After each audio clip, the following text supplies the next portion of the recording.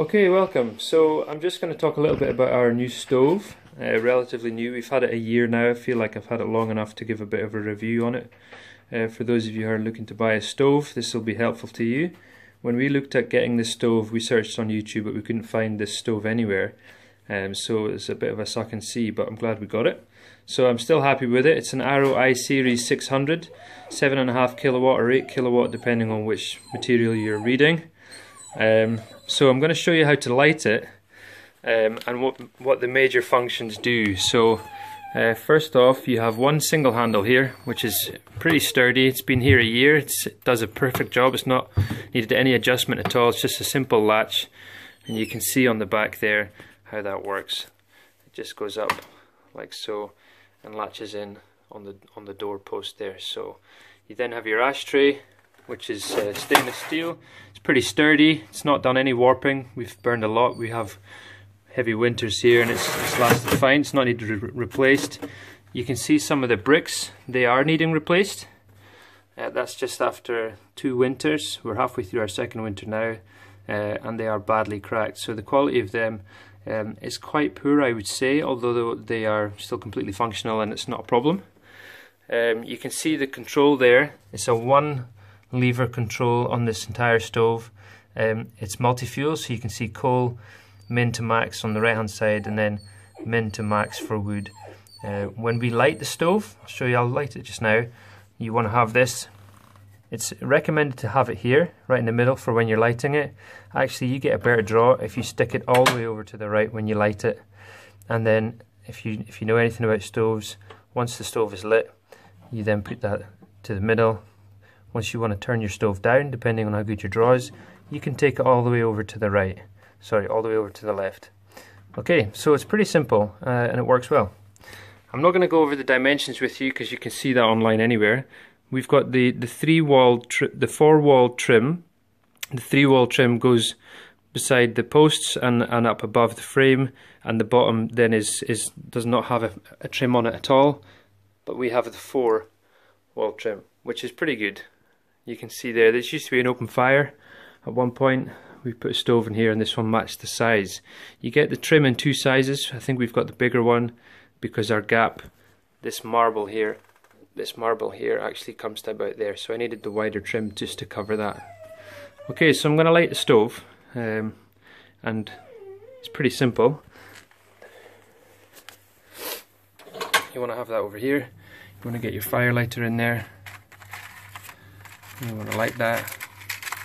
Some people do this differently. This is the quickest and the easiest way to light your fire.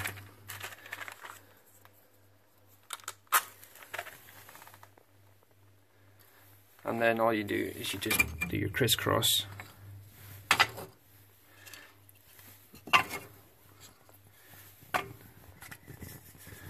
Now, I've been lighting fires for over 20 years. I've discovered that it's easier to put your kindling on top of a burning fire lighter than it is to squeeze a match in afterwards.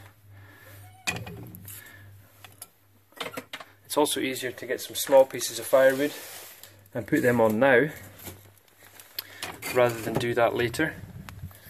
This way they will burn quicker, they will burn better. You can actually put 3 on if you've got 3 small pieces. That works fine, it's not a problem.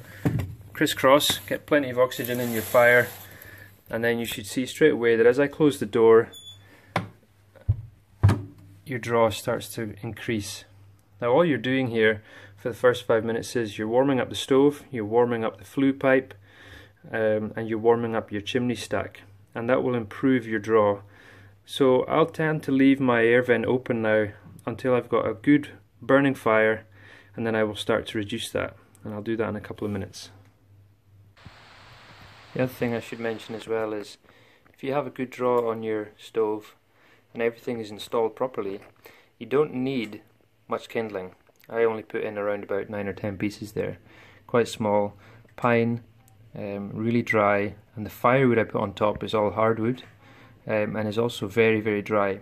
And if you've got a good draw, that's all you need. You don't need handfuls and handfuls of kindlers, and you don't need finely chopped small pieces of firewood on top of that. You can see there I've got 2 pieces of limbwood in, and I've got a split round, but they are hardwood, they are ash and oak, Very, very durable and very solid pieces of firewood. Now most folks start off with newspaper, they start off with some kindlers, they fill their stove full, and then they wait until there's a bed of ash, a bed of embers, and then they put on some small finely cut pine usually, or some sort of softwood which is very resinous.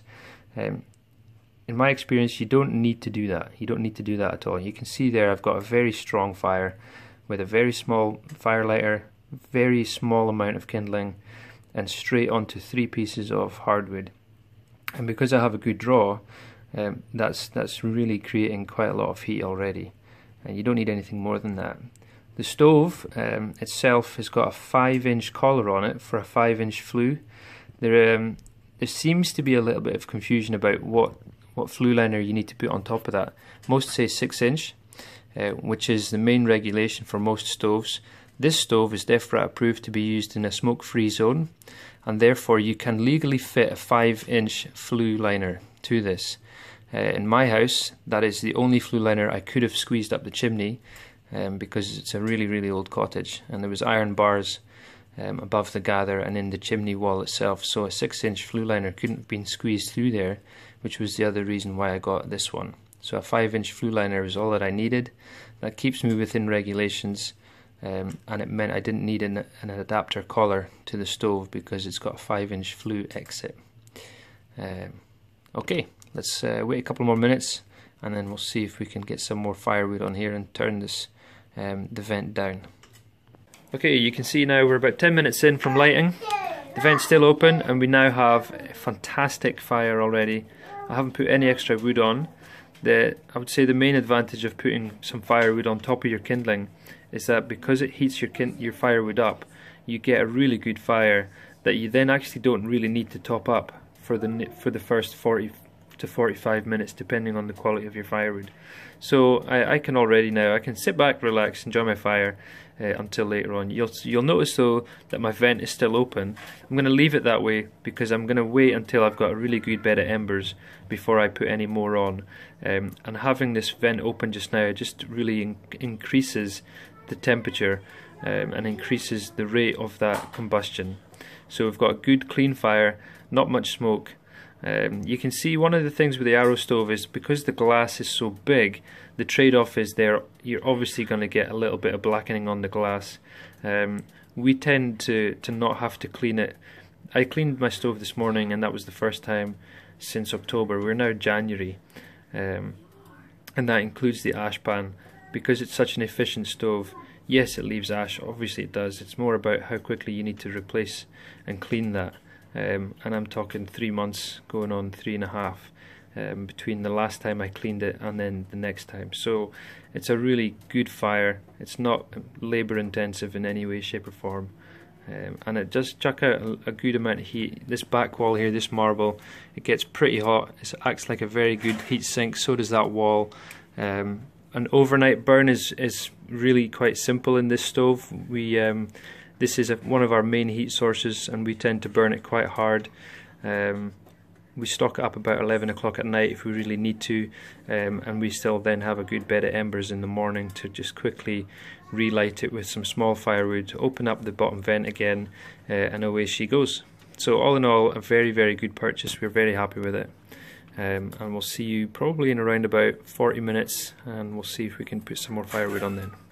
Okay, cheerio. So we are now pretty much an hour in, pushing 50 minutes to an hour. You can see stove's still doing really well, vent is wide open, and now we're going to load it up. What most people do wrong is they load their fire up when the embers are glowing but the flames are no longer there, and actually it makes sense to put the firewood on when the flames are still pretty high. You don't want them lipping out the door, obviously, but this is a pretty good time to do it. So, depending on the size of your firewood, 1 or 2 will do. And you can see why I've loaded it up with good flame, because if there was just embers now, what would happen for the first 5 minutes is your fire would actually cool down. But because I've still got a lot of flame, now is a good time to put the fresh cold wood on, because it will burn much quicker and it won't reduce the overall temperature of your stove. The other thing you'll notice about this Aarrow is that I'm actually able to touch the handle after about 50 minutes of it burning, roasting hot with the vent open, and that's because it's a really well insulated stove, and so the handle is pretty cool to the touch. It needs to be about an hour and a half to 2 hours of hard burning before that handle becomes too hot to touch. So your first load up is going to be fine. So you can see there that piece of oak is starting to burn straight away. That means that the temperature inside my stove, instead of cooling down when I first load it up again, is just increasing. That's the right way to do that. And then what I can do now is I can actually turn this down, and that will be it then for the next half hour or so. You can see the flame pattern change there. I'll just show you that. Okay, there's a lot of air coming in there. Once I put it into the middle, you can see it's slowing that down. It's changing the flame pattern. Now as the evening progresses, what I will do is by the end of the evening, that will be probably not fully closed, probably around about there, and that will just slow the flames down. That's it, right closed. And that will just die down now if I wanted to. Obviously right now I don't, so I'm going to put it in the middle, and I'm just going to increase the temperature of the room. And then in our house we always leave that door open, and the fire will go through into the hallway and it'll go upstairs and heat 2 bedrooms as well. So yeah, pretty happy with the stove. If anything changes, I'll let you know. Has it been a worthwhile investment? Absolutely. Would I get it again? Absolutely. Very happy with this stove, and I hope that helps. Okay, thanks for watching.